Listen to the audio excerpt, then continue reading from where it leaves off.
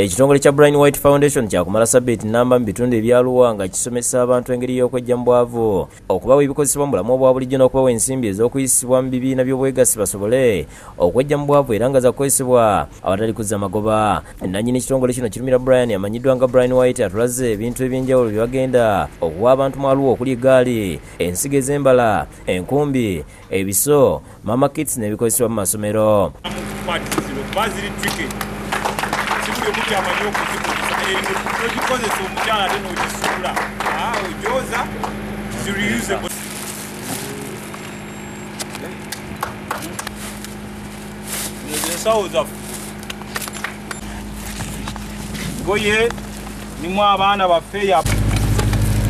Brian White agamba nti okumansa ssente si kyekikulu wabula kati ayagala kuyamba abantu okubawa entandikwa beekulaakulanye, n'agamba nti okugaggawala nga tuyamba abantu tekigasa.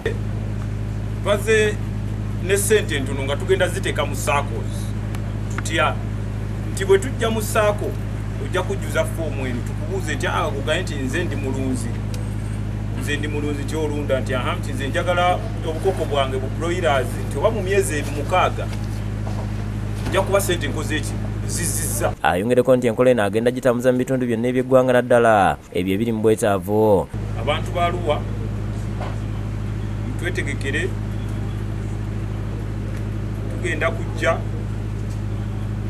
tulabe engeri gye tugenda okwejja mu bwavu.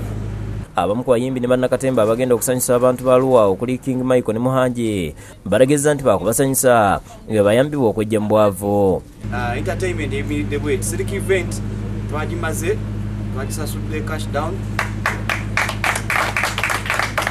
genda kubesibayo sound 3 days before the main show.